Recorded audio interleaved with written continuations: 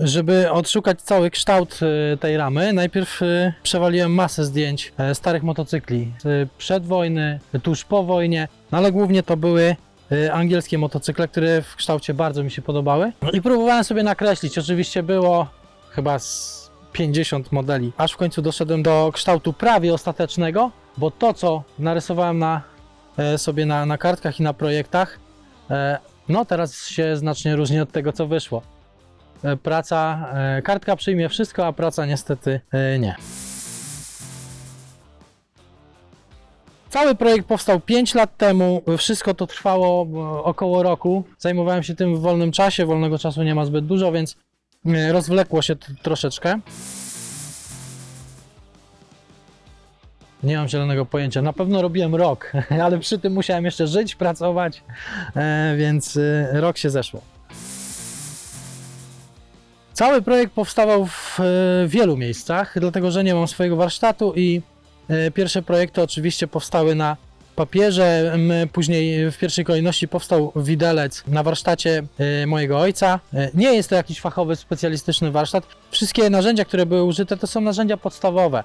Wszystkie wycięcia, zdobienia są robione ręcznie, szlifowane pilnikiem. Nie ma tu żadnej wycinki CNC czy laserem, absolutnie. Wszystko ręczna robota. Dalszy projekt powstawał tam, gdzie można było. Jeżeli ktoś mógł użyczyć spawarki, wtedy jechałem wyspawać ramę, gdzieś giąłem rury za pomocą nawet imadła, a nie jakichś profesjonalnych giętarek.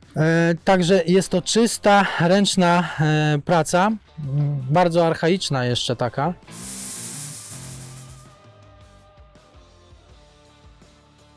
Jeżeli chodzi o całą elektrykę i założenie silnika do przedniego koła, projekt powstał już po stworzeniu całego roweru. Kiedy jeszcze przed malowaniem robiłem pierwsze testy i zrobiłem 10 km tym rowerem, już mój kręgosłup powiedział mi, że on jest dużo za ciężki, żeby jeździć nim siłą mięśni, więc powstał pomysł, żeby wsadzić do niego jakiś silnik. Miał być początkowo z tyłu, ale nie chciałem zrezygnować z przełożeń, z przerzutek, które tu jest manetka, jest wyposażony w 3 biegi. Miał nadal być rowerem, więc wspomaganie poszło naprzód. Silnik 500 W z baterią w tym miejscu. Ten kosz, skrzynka, która teraz wygląda jakby od początku miała tu być, jej w projekcie nie było zupełnie. Powstała tylko na potrzeby baterii i teraz widać, że to było idealne rozwiązanie. Tu jest cały sterownik, cała elektryka schowana.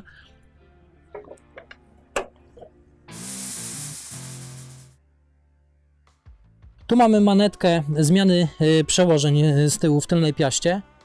Tu jest redukcja tych przełożeń, z drugiej strony jest dodawanie biegów. Na dwie strony to działa. Tu dodajemy, tu redukujemy biegi. Widelec powstał z wielu dziwnych materiałów. Sprężyny z wózka dziecięcego sprzed II wojny światowej. Podejrzewam, że 1920 któryś rok to jest. Miałem go odrestaurować, nie doczekał się. Wziąłem sprężyny, które nadal pracują i to, jak widać, pracują bardzo fajnie. Cały czas go amortyzuję. To jest część starego pieca. Jakaś fajerka, coś ozdobnego z mosiądzu, którą też znalazłem gdzieś tam na złomie.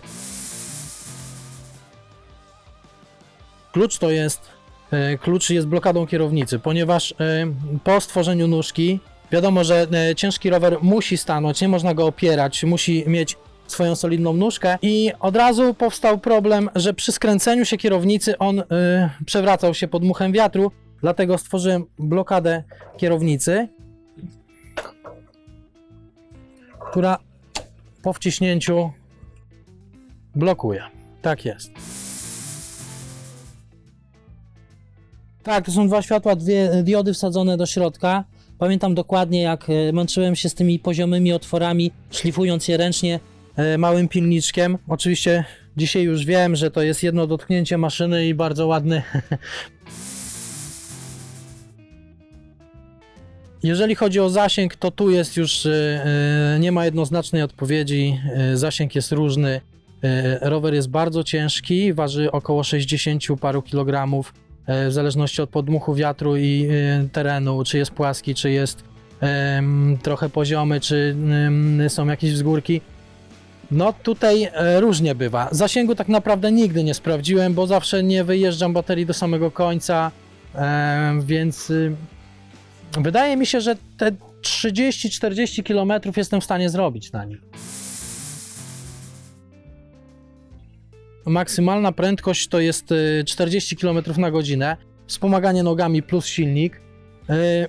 Można byłoby to jeszcze rozwinąć, ale pracuję teraz nad udoskonaleniem hamulcy i ma pójść dobra tarcza hamulcowa. Nie sztuka się rozpędzić, trzeba najpierw umieć się zatrzymać, więc nie podkręcamy prędkości mocniej.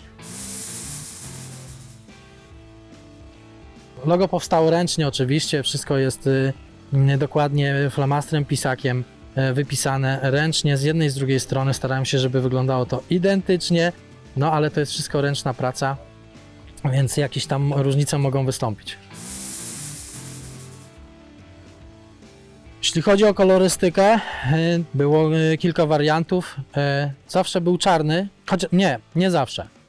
Chodzi po głowie od samego początku też kolor biały, ponieważ on jakby powiększa bryłę, jasne kolory i miał być biały, ale czarny jest jakby takim kolorem wszędzie pasującym i dodatek miał być na początku czerwony, ale w rezultacie czarny ze złotym, taki chyba kult starych motocykli, to ta kolorystyka wygrała.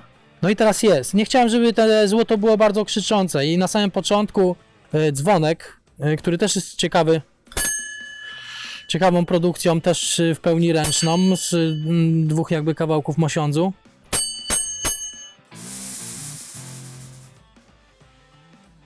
Nie, dopóki nie powstanie kolejny, znaczy powstały już 3 rowery, ale żaden z nich nie jest taki jak ten. Jeżeli powstanie drugi identyczny, a jest taki plan, tylko w innej kolorystyce, wtedy może skuszę się, żeby go sprzedać.